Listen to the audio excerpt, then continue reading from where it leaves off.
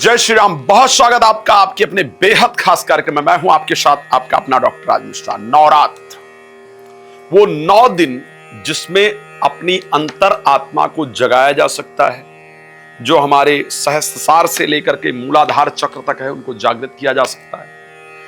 9 दिन शक्ति की आराधना से अपने मस्तिष्क को एनर्जाइज किया जा सकता है। आप सबको बता दूं कि इस बार का नवरात्र बहुत खास है। खास क्यों है उस पर बात करूंगा, लेकिन उससे पहले आपको बता दूं कि नवरात्र सबसे पहले भगवान राम जब रावण के साथ युद्ध करते हैं तो शक्ति प्राप्त करने के लिए एक दिन भगवान राम को यह महसूस हुआ कि रावण के साथ शक्तियां युद्ध कर रही हैं, और तब 9 दिन तक भगवान राम ने नवरात्र में शक्तियों की आराधना की और फिर जाकर के विजय प्राप्त किया रावण पर। नवरात्र वहां से प्रारंभ हुआ। मैं बहुत उसके इतिहास में नहीं जाऊंगा क्योंकि बहुत लंबा समय हो जाएगा। इस बार का नवरात्र कैसे है आपके लिए खास, और कैसे है इस बार का नवरात्र आपकी कामनाओं को पूर्ण कराने वाला। अमृत सिद्धि, सर्वा सिद्धि योग, दीपुष्कर योग, रवि योग, गजकेसरी योग जैसे योगों का निर्माण हो रहा है, लेकिन साथ में विष दोष का भी निर्माण उस दिन हो रहा है, ग्रहण दोष का भी निर्माण हो रहा है। आखिर ये सब क्या दिखाते हैं और क्या करना चाहिए? सबसे पहले आपको एक बात बता दूं, अगर आप चाहते हैं श्री राम कथा, श्रीमद् भागवत कथा, श्री शिव महापुराण कथा मेरे द्वारा कराना तो मुझसे संपर्क कर सकते हैं। दिवाली पर आपके लिए विशेष पूजन करने जा रहा हूं, वो आप जानते ही हैं। रात को 9 बजे और दोपहर को 12 बजे लाइव आता हूं, मेरे साथ जुड़ सकते हैं। कहा गया सर्वस्याति हरे देवी नारायणी नमोस्तुते, है ना। शरणागत दीनार्थिम प्रत्राण पारायणे सर्वस्याति हरे देवी नारायणी नमोस्तुते। सर्वा बाधा विनिर्मुक्तौ धन धान्य सुतान्वितः मनुष्यों मत प्रसादेन भविष्यति न संशयः। देवी के अंदर ही वो शक्ति है कि वो सभी बाधाओं से मुक्ति करके धन धान्य प्रदान कर सकती हैं और हमारे मस्तिष्क को ऊर्जा प्रदान कर सकती हैं। 9 स्वरूप जो देवी का है, इन 9 स्वरूपों की 9 दिन तक आराधना करके अपने जीवन को परमात्मा के साथ कनेक्ट करते हुए, मन में एकाग्रता और शांति प्राप्त करते हुए और जीवन में आगे बढ़ा जा सकता है। कौन सी देवी को क्या चढ़ाना चाहिए इस पर भी चर्चा करेंगे, लेकिन सबसे पहले बता दूं कि इस बार का नवरात्र खास क्यों है। इस बार का नवरात्र 22 सितंबर से प्रारंभ हो रहा है, आप सभी लोग जानते हैं। दुर्गा अष्टमी 30 तारीख को रहेगी, 1 अक्टूबर को महानवमी होगी, विजयादशमी 2 अक्टूबर को होगा। आपको बता क्लियर कर दिया है। 30 तारीख को दुर्गाष्टमी, 1 तारीख को नवमी और 2 अक्टूबर को नवरात्र का व्रत पारण होगा। विजयादशमी इस दिन होगी। नवरात्र प्रारंभ हो रहा है। बिफोर नवरात्र सोलर इक्लिप्स यानी ग्रहण होगा अमावस्या को। सबसे पहली जो इंपॉर्टेंट चीज अगर मैं एस्ट्रोलॉजिकली आपको बताना चाहूं, इस बार का नवरात्र क्यों खास है। पहली बार नवरात्र में लगातार 2 सर्वार्थ सिद्धि योग, 26 तारीख को सर्वार्थ सिद्धि योग, 29 तारीख को सर्वार्थ सिद्धि योग, 3 बार अगर देखा जाए रवि योग, 24 तारीख, 26 तारीख एंड 27 तारीख 3 बार रवि योग। उसके साथ 2 बार क्षमा चाहूंगा, 1 बार 23 तारीख को दीपुष्कर योग। अगर इतने योग एक साथ नवरात्र में मिल रहे हैं तो देवी की आराधना वास्तविकता में हमारे जीवन को बदलने वाली होगी। तो जीवन को बदलने के लिए हमको प्रयास करना चाहिए। अब किस टाइम पर कलश स्थापना करना चाहिए विशेष विषय है, क्योंकि इस बार नवरात्र सोमवार से प्रारंभ हो रहा है। सोमवार से प्रारंभ होने के कारण 7:30 से 9 बजे तक राहु काल रहेगा, लेकिन उससे पहले कलश स्थापना को लेकर के अगर देखा जाए 4:30 से प्रातः इंडियन टाइम के अकॉर्डिंग 4:30 से लेकर के और 5:50 तक सिंह लग्न स्थिर लग्न रहेगी। इस समय पर कलश स्थापना करना आपकी मनोकामनाओं को पूर्ण करने वाला होगा। दूसरा अगर देखा जाए, दूसरा समय जो होगा 10:24 से वृश्चिक लग्न प्रारंभ होगी और 12:43 तक वृश्चिक लग्न रहेगी। इस समय पर कलश स्थापना इत्यादि करना फायदेमंद है। अब क्या ऐसा है जिसको कलश स्थापना के समय करना चाहिए?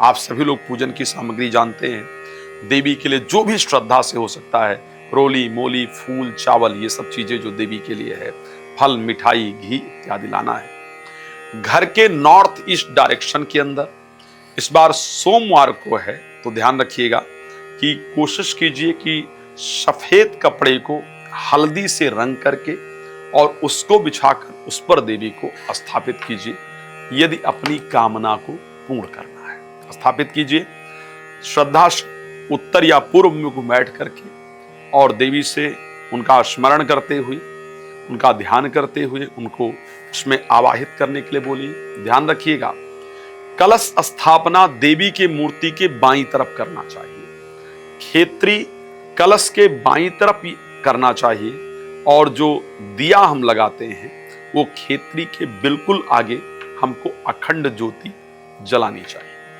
कभी भी अखंड ज्योति सरसों के तेल की नहीं जलानी चाहिए, तिल का तेल प्रयोग किया जा सकता है या फिर देशी घी का और शुद्ध घी का प्रयोग करना है। आपको ध्यान रखिएगा, देवी की स्थापना के बाद आप उनके सामने सबसे पहली चीज देवी को जल से स्नान, पहले हाथ जोड़ करके फूल लेकर के देवी से प्रार्थना करते हुए, हे देवी, जाने में अनजाने में इस जन्म या पूर्व जन्म में जो भी मुझसे भूल हुई उसके लिए क्षमा करें, मुझे अपना आशीर्वाद प्रदान करें। मंत्र बोलना है, या देवी सर्वभूतेषु शक्ति रूपेण संस्थिता नमस्तस्यै नमस्तस्यै नमस्तस्यै नमो नमः। हाथ जोड़कर श्रद्धा से प्रार्थना करते हुए देवी का आवाहन करना है कि देवी यहां विराजमान। जल से पहले स्नान करा दीजिए, मोली चुन्नी श्रृंगार वस्त्र वगैरह अर्पण कर दीजिए, देवी को तिलक कर दीजिए। तिलक करने के बाद भोग, मैं एक बात आपको बहुत क्लियर कहना चाहूंगा, जितना तक संभव हो घर में भोग बनाइए, वही देवी को चढ़ाइए। बाजार से ला करके भोग चढ़ाने की आवश्यकता नहीं होती। घर से बना हुआ जो भोग है वो देवी को श्रद्धा पूर्वक अर्पण कीजिए। उसके साथ साथ भोग अर्पण करने के बाद थोड़ा जल का छींटा लगाइए, फिर फ्रूट अर्पण कीजिए, एक पान देवी को अर्पण कीजिए, और फिर जो भी आपके मन में प्रार्थना है उसके लिए प्रार्थना कीजिए। अब बता रहा हूं कुछ मंत्र जो आपको अगले 9 दिन तक जरूर करना है, इसको ध्यान रखिएगा। अगर आपको इन नवरात्र के अंदर आपकी कामना है, आपके शरीर में या घर में बहुत रोग रहता है, तो आपको देवी के सामने रोज 108 बार पूरे 9 दिन बैठ करके जप करना है। ओम या देवी सर्वभूतेषु मात्र रूपेण संस्थिता नमस्तस्यै नमस्तस्यै नमस्तस्यै नमो नमः। इस मंत्र को यदि घर में रोग रहता है या घर में आर्थिक दिक्कतें रहती हैं, ओके, यदि सभी का कॉन्फिडेंस लेवल कम रहता है, बच्चों का पढ़ने में मन नहीं लगता है, डिप्रेशन की दवा चल रही, एंजाइटी की दवा चल रही है, तो आपको प्रार्थना करना है, मंत्र जप करना है, या देवी सर्वभूतेषु शक्ति रूपेण संस्थिता नमस्तस्यै नमस्तस्यै नमस्तस्यै नमो नमः। ठीक है। अगर आपको लगता है कि आपके शत्रु आपको बहुत परेशान कर रहे हैं और उन शत्रुओं पर विजय नहीं प्राप्त हो पा रहा है, वो शत्रु परास्त नहीं हो पा रहे हैं, तो भी आपको यही मंत्र जप करना है। ओम या देवी सर्वभूतेषु तुष्टि रूपेण संस्थिता, या देवी सर्वभूतेषु तुष्टि रूपेण संस्थिता नमस्तस्यै नमस्तस्यै नमस्तस्यै नमो नमः। अगर आपको कुछ भी याद नहीं रहता है, बच्चों का पढ़ाई में मन नहीं लगता है, ओम या देवी सर्वभूतेषु बुद्धि रूपेण संस्थिता नमस्तस्यै नमस्तस्यै नमस्तस्यै नमो नमः। इस मंत्र का 108 बार जप करना है।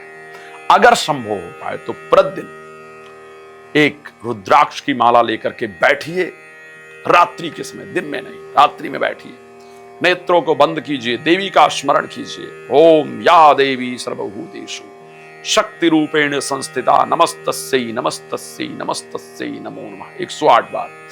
ओम या देवी सर्वभूतेषु दया रूपेण संस्थिता नमस्तस्यै नमस्तस्यै नमस्तस्यै नमो नमः। 11 बार। ओम या देवी सर्वभूतेषु क्षमा रूपेण संस्थिता नमस्तस्यै नमस्तस्यै नमस्तस्यै नमो नमः। 21 बार। ओम या देवी सर्वभूतेषु शांति रूपेण संस्थिता नमस्तस्यै नमस्तस्यै नमस्तस्यै नमो नमः 51 बार। ओम या देवी सर्वभूतेषु विजय रूपेण संस्थिता नमस्तस्यै नमस्तस्यै नमस्तस्यै नमो नमः 108 बार। इन मंत्रों को रोज कीजिए की संख्या में।